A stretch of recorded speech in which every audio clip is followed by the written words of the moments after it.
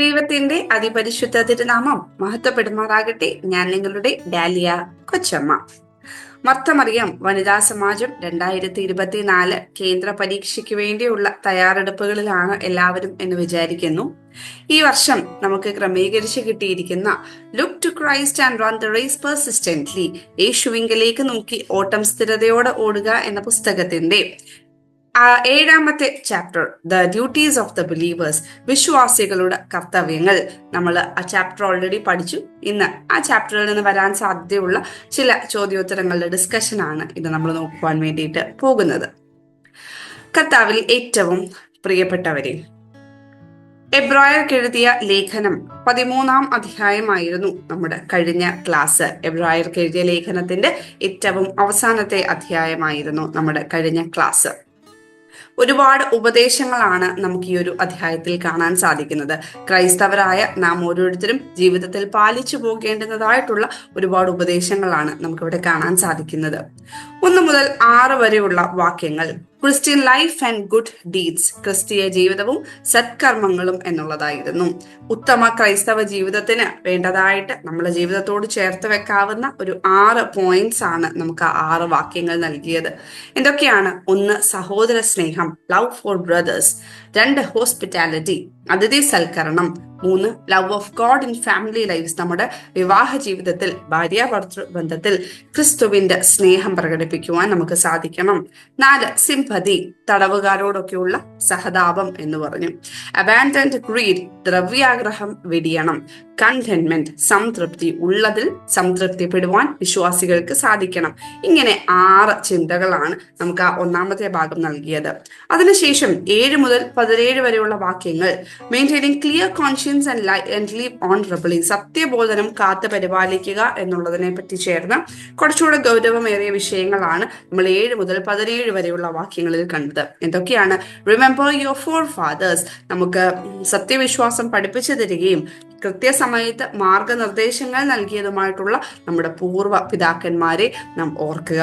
2, Christ is beyond time, ക്രിസ്തു കാലാതീതൻ. Steadfastness in faith and teachings, ഒരുപാട് തെറ്റായ ഉപദേശങ്ങളും ദുരാചാരങ്ങളും വേദവിപരീതങ്ങളും ഒക്കെ നമ്മുടെ ചുറ്റിലും ഉണ്ടാകുമ്പോൾ നമ്മുടെ വിശ്വാസത്തിലും ഉപദേശങ്ങളിലും സ്ഥിരത എന്നുള്ളതാണ് പറഞ്ഞത്. അതിനുശേഷം Christ and his cross is our altar, നമുക്കൊരു ബലിപീഠമുണ്ട്, അത് ക്രിസ്തുവാണ്, ക്രിസ്തു യാഗമായ കുരിശാണ്. Endurance and unity with Christ, ക്രിസ്തുവിനോട് ചേർന്നുള്ള സഹനം, കൂടാരത്തിന് പുറത്തു വെച്ചുള്ള സഹനത്തെ പറ്റിയൊക്കെ നമ്മൾ പറഞ്ഞു. Submission to the authority of leaders, സഭാ നേതാക്കന്മാരോട് വിധേയപ്പെട്ടുകൊണ്ട് ജീവിക്കണം വിശ്വാസികൾ എന്നൊരു ഓർമ്മപ്പെടുത്തലോടെയാണ് ആ ഭാഗം അവസാനിപ്പിക്കുന്നത്.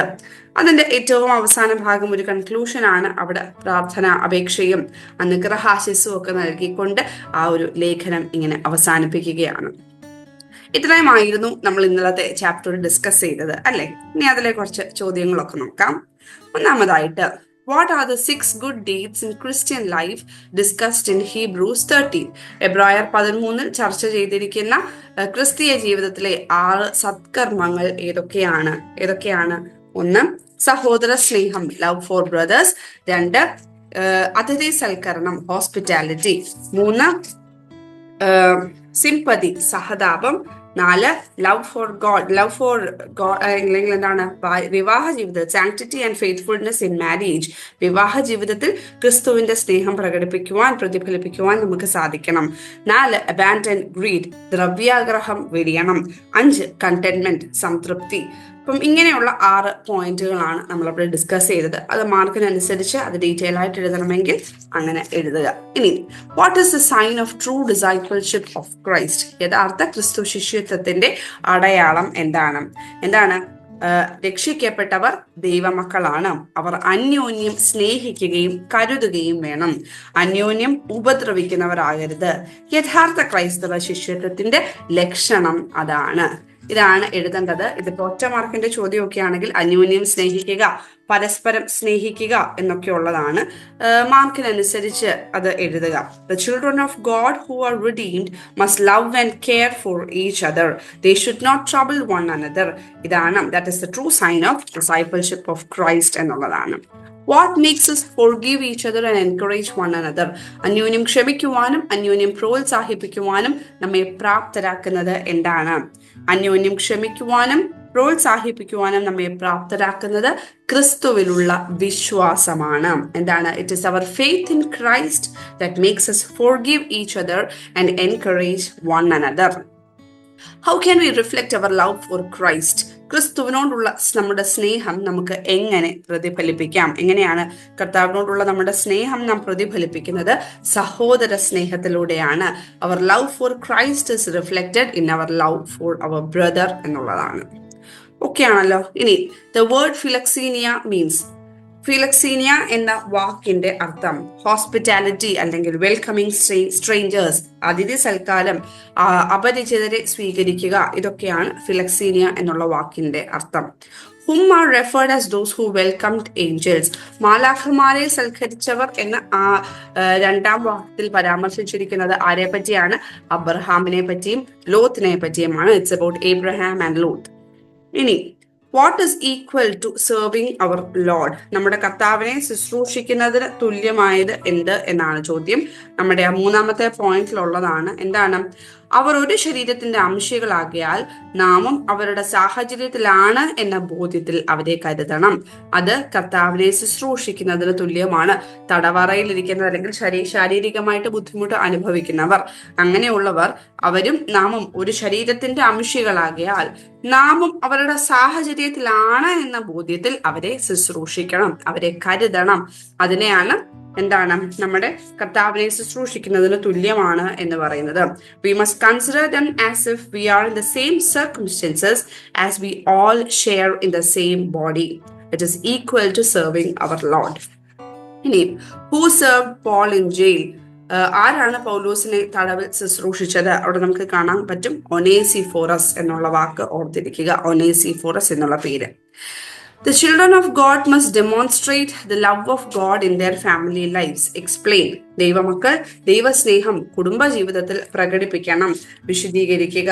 എപ്രകാരമാണ് ദൈവമക്കൾ ക്രിസ്തീയ സ്നേഹം കുടുംബജീവിതത്തിൽ പ്രകടിപ്പിക്കണം? The children of God must demonstrate the love of God in their family lives.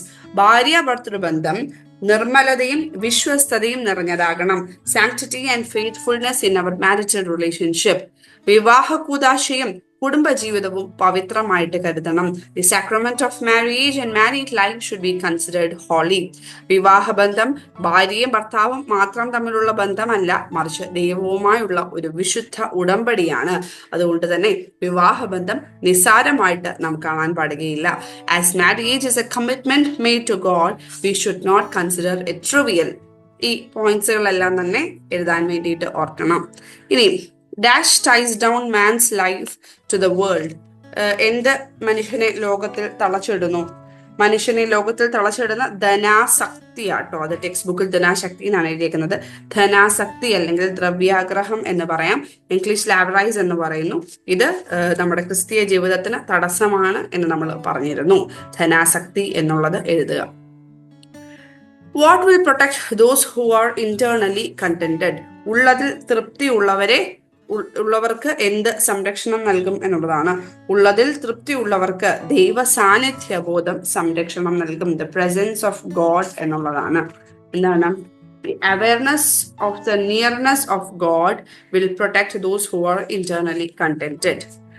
Write the 2 verses that persuade us to live lives as good witnesses without identifying the world.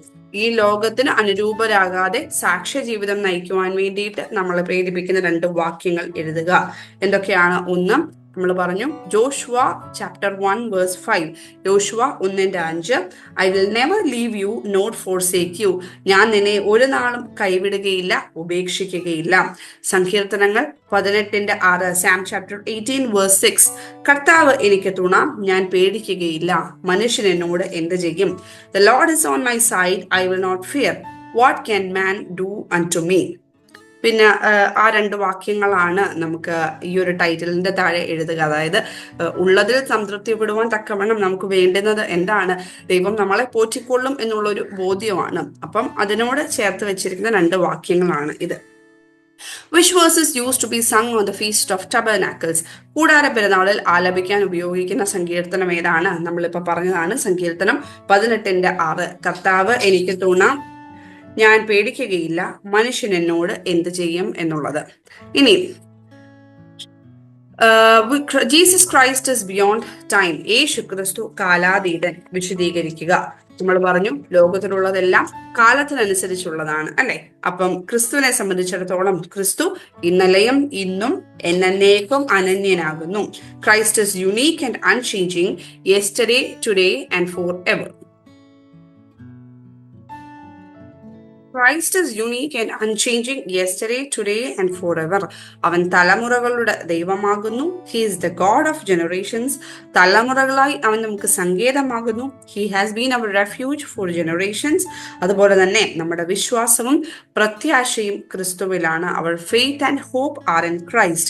അവന്റെ സ്നേഹവും ജ്ഞാനവും ശക്തിയും നിത്യമാണ്. His love, wisdom and power are eternal. അവൻ പുരോഹിതനും പ്രവാചകനും രാജാവുമായി എന്നേക്കും വാഴുന്നു. He rules eternally as a priest, prophet and king. ഇത്രയും കാര്യങ്ങൾ ക്രിസ്തു കാലാതീതനാകുന്നു. ക്രൈസ്റ്റ് is beyond time എന്നുള്ള ചോദ്യത്തിന് ഉത്തരവായിട്ട് എഴുതുക. What was the context behind the exhortation to steadfast in our faith and teachings? നമ്മുടെ വിശ്വാസത്തിലും ഉപദേശങ്ങളിലും സ്ഥിരതയോടെ നിൽക്കുവാനുള്ള പ്രബോധനത്തിന് പിന്നിലെ സന്ദർഭം എന്തായിരുന്നു? നമ്മൾ പറഞ്ഞു യഹൂദ മതത്തിലെ ചില ആചാരങ്ങൾ കൂടുതൽ ഭക്തി ഉളവാക്കും എന്നുള്ള ചില തെറ്റായ ഉപദേശങ്ങൾ ആ കാലത്ത് പരത്തിയിരുന്നു.